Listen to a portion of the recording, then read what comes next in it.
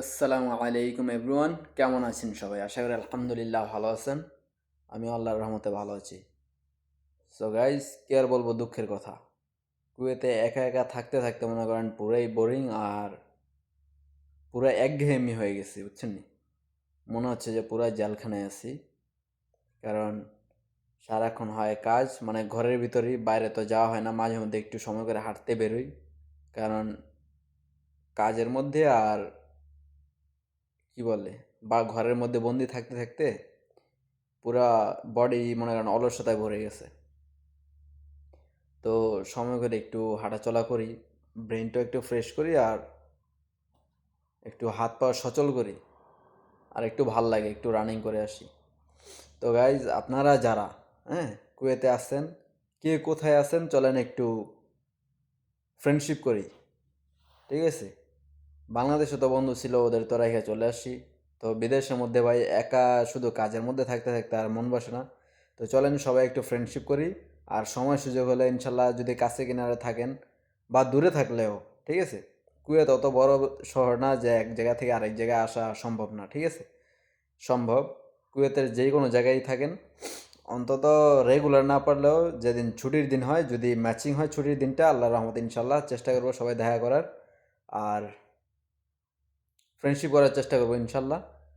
কারণ বিদেশে ভাই, বিদেশে আমরা মনে করেন সবাই আসছি, ফ্যামিলি ছেড়ে, বন্ধু বান্ধব ছেড়ে সবাই আসছি বিদেশে মাটিতে ইনকাম করার জন্য। তো ইনকামের পাশাপাশি একটু আমাদের, হ্যাঁ, একটু সময় দরকার, একটু ভালো সময় স্পেন্ড করার দরকার। তো বন্ধু বান্ধব হইলে জানেন যে অনেক জায়গায় সময় ভালো কাটে, যে হতে পারে অন্তত গল্প গুজব হবে, খেলাধুলা হবে। যেমন মনে করেন আমি যখন ইয়াতে যাই, শুক্রবার আমরা মাকবারা যাই, মাকবারা আসার পথে দেখি সুয়েকের পাশে, এমনকি আমাদের জাবরিয়া যে মোবারক মোবারক আল কাবের হসপিটাল যে আছে, তার পাশে একটা মাঠ আছে, ওখানেও দেখি যে অনেক লোক যারা কোম্পানিতে কাজ করে, তারা খেলাধুলা করে সকালবেলা। তো আমি তো যাইতে পারি না, আমাদের তো আর ভাই কোম্পানি না, আমাদের হলো বাসা বাড়ির কাজ। এখানে মনে করেন দিন নাই, সকাল নাই, বিকাল নাই, কাজের কোনো ইয়া নেই। ফোন দিয়ে বলে এটা নিয়ে আসো, তো দেখা যায় আমি গেলাম খেলতে ওই মাঠে, ওইখান থেকে আসতে দৌড়ে আসতে আসতে তো মনে করেন জান যাবো। তো এই জন্য আর যাওয়া হয় না। এমনকি মনে করেন ফোনটা চার্জার রেখে যে আমি কোথাও যাবো, ওইটাও পারি না। ফোন দিয়ে বলে যে ফোন ধরো নাকি, এটা সেটা। একজন তো বসের কাছে বিচারই দিয়ে দিছে যে আমি নাকি ফোন ধরি না। তো ভাই ফোন ধরি না, রানিং গাড়িতে ছিলাম সেদিন, ঠিক আছে? রানিং গাড়িতে ছিলাম, তো ফোন দিতেই আছে, আমি কাইটা দিই। কারণ মনে করেন যদি আমি ফোনে কথা বলি, জরিমানা আসলে কি ও দিবে? আমি তো ভাই আমার বেতন তো 1 টাকা খরচ করবো না, তাই না? তো এই জন্য আমি ফোন ধরিনি, পরে বসে এসে বিচার দিয়ে দিছে। বুঝেন, আমি ডিউটি করে একজনের, হ্যাঁ, কাজ করে একজনের, বেতন দেয় একজন, আর ওই আরেকজন যে বসের আত্মীয়, ও এসে বিচার দেয় যে আমি ফোন ধরি না। মানে ওর ডিউটি করায় তো প্রতিদিন মনে করেন ফোন দেয়। একবার মনে করেন জিমে নিয়ে যাই, আরেকবার খেলার মাঠে নিয়ে যাই, আরেকবার ওর বন্ধুর বাসায় নিয়ে যাই, একবার জামিয়ায় নিয়ে যাই।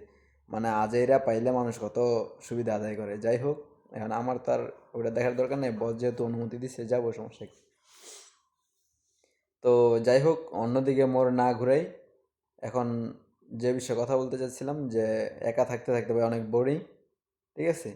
তো চলেন কুয়েতে যারা আছেন, আর বিশেষ করে ভাই সেম এজের আমার বয়সী যারা আছেন, সেম এজের লোকদের সাথে ফ্রেন্ডশিপ করলে বেশি মজা, ঠিক আছে? দেখা গেল একজন বয়স্ক লোকের সাথে সালাম টালাম দিয়ে মুরব্বী মানুষ ওইভাবে কথা বলতে হয়। কিন্তু যারা সেম এজের আছেন, হ্যাঁ, 22 থেকে 25 বছর হলে সমস্যা নেই। তো যারা আছেন ইনশাল্লাহ মেসেজ দিবেন।